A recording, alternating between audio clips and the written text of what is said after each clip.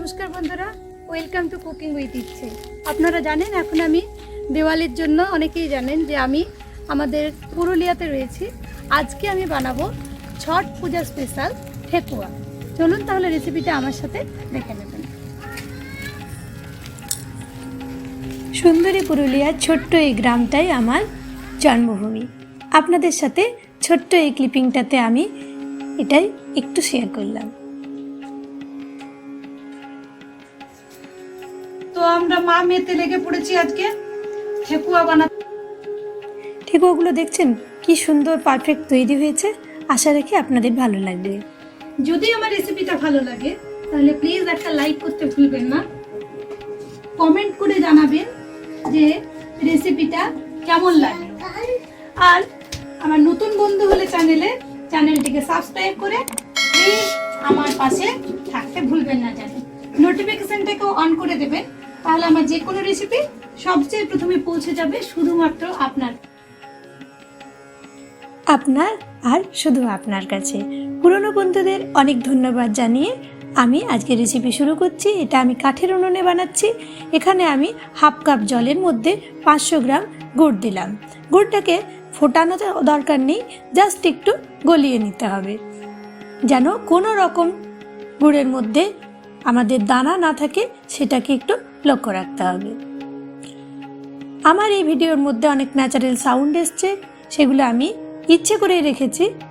আপনাদের ভালো লাগলে নিশ্চয়ই জানাবেন। দেখুন গুড়টা গলে গেছে, এবার আমি নামিয়ে নিচ্ছি। কোনো রকম কোনো দানা নেই এটার মধ্যে।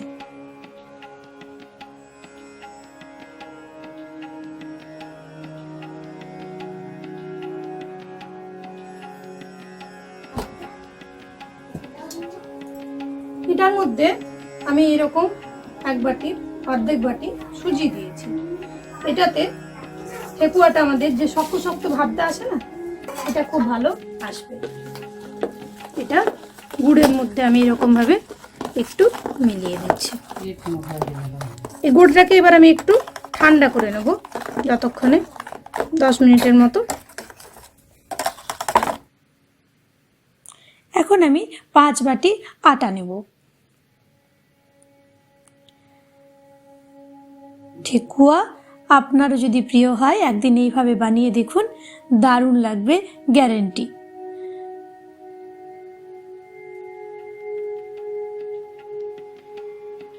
চলুন, আমাদের আটা নিয়ে নিয়েছি। এইবার আমি যেটা দেব এটার মধ্যে, সেটা হচ্ছে আমার মায়ের হাতের তৈরি বাড়িতে গাওয়া ঘি। এই গাওয়া ঘি আমি দিলাম। আপনারা চাইলে হোয়াইট অয়েলও দিতে পারেন, কিন্তু গাওয়া ঘি দিলে না টেস্টটা খুব ভালো হবে, একটা দারুণ ফ্লেভার আসবে এটার মধ্যে। এমনকি আপনারা ফ্রাইটাও ঘিয়ে করতে পারেন যদি আপনাদের ইচ্ছে হয়। আর দেবো আমি 25 গ্রাম এরকম একটু ভেঙে রাখা বাদাম। মৌরিও আপনারা দিতে পারেন, ড্রাই ফ্রুটও আপনাদের যেমন ইচ্ছে সেরকম দিতে পারেন। আমি ওই রকম চামচে 5 বাটিতে 4 চামচ ঘি দিয়েছি। এবার ভালো করে এরকমভাবে আমরা ময়নটা দিয়ে দেব ভালো করে। এটাতে কিন্তু সময় লাগবে একটু। আটার সমস্ত দানার মধ্যে ঘিটা ভালো করে এরকম এরকম এরকম করে মিশিয়ে যেতে হবে। এরকমই নিত্য নতুন রেসিপি যদি আপনারা পেতে চান, তাহলে প্রতি সোম, বুধ, শুক্র সন্ধ্যে 6টায় আমার সাথে থাকুন ইউটিউবে। আর যদি রান্না সংক্রান্ত কোনো কোশ্চেন থাকে বা অন্য কোনো কোশ্চেন থাকে, তাহলে সেই সময় লাইভ চ্যাট বাটনটাকে প্রেস করে আমার সাথে লাইভে কথা বলতে পারেন। চলুন, দেখছেন হয়ে গেছে পুরো আমাদের ময়নটা, একেবারে ময়ন রেডি। এই যে এরকম হচ্ছে, আর চাপ দিলেই ভেঙে যাচ্ছে, ব্যাস ময়ন রেডি। এইবার করতে হবে কি না, যেটা আমরা গুড়টা রেডি করে রেখেছি না, সেটা একটু একটু করে মিশিয়ে আর এটাকে মেখে যেতে হবে। যদি আমার মতন আপনিও ঠেকুয়া বিলাসী হন, তাহলে এই যে আমাদের আটাটা আছে, তারপরে যদি গুড়টা বেঁচে যায়, তাহলে আরও একটু আটা নিশ্চিন্তে মিলিয়ে নিন, কিচ্ছু প্রবলেম হবে না। আরও যে আমি একটু রেখেছিলাম বাদাম, সেটাও এটার মধ্যে মিশিয়ে দিলাম। চাইলে এটার মধ্যে আপনারা একটু এলাচের গুঁড়োও দিতে পারেন, আমি এখানে দিইনি। দেখুন আমি মাখছি, মেখে নিচ্ছি। মোটামুটি আমাদের মাখাটা এই গুড়টা দিয়েই হয়ে গেছে। এই যে, আর আমি এটার মধ্যে 1 কাপ জল দেব। গুড়টা যেটা ছিল সেই পাত্রটা ধুয়েই আমি জলটা দিলাম। হয়ে গেছে মাখাটা পারফেক্ট। ব্যাস, এরকম হচ্ছে, হাতে করে ঠেকুয়া শেপ এসে যাচ্ছে। ব্যাস, নরম হবে না মাখাটা। 15 থেকে 20 মিনিট ঢেকে রাখবো। নরম হয়ে গেলে ঠেকুয়াগুলো ঠিকঠাক হবে না। 15-20 মিনিট পরে এরকমভাবে হাতের সাহায্যে আমি এক একটা করে নিয়ে নিচ্ছি লেচি, আর ব্যাস ডিজাইন করবো এটার মধ্যে। আপনারা যে কোনো চামচ, ভালো ঢাকনার ডিজাইন থাকে, ঢাকনার উল্টো দিকে কোনো সেরকম ঢাকনার সাহায্যে ডিজাইন করতে পারেন। আমি এখানে কাঁটা চামচের সাহায্যে ডিজাইনগুলো করছি। এইবার আমার মা আমাকে সাপ্লাই দিতে থাকবে এক একটা করে লেচি, আর আমি ডিজাইন বানাতে থাকবো। খেয়াল রাখবেন ডোটা বানানোর সময় যেন নরম না হয়। ব্যাস, অনেকগুলো আমি বানালাম, আরও অনেকগুলো আমি বানিয়ে নেব এইভাবেই। দেখুন, মা মেয়ের যুগলবন্দিতে 2টো থালা আমরা এরকমভাবে রেডি করে নিয়েছি।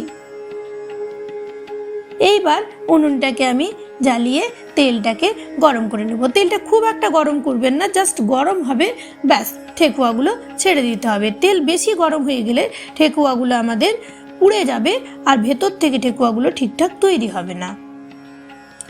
ব্যাস, দিতে থাকছি। ব্যাস,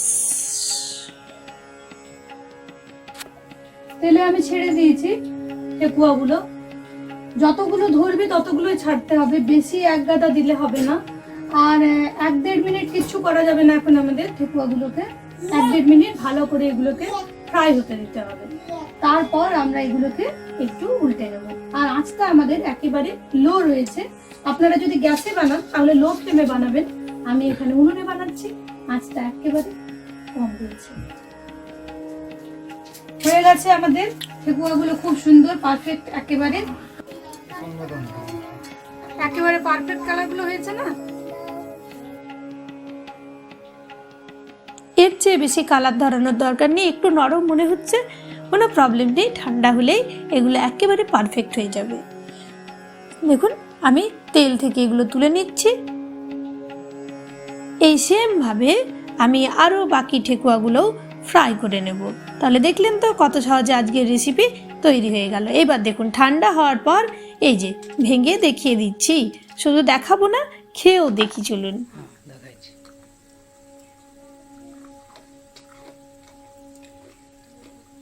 পারফেক্ট।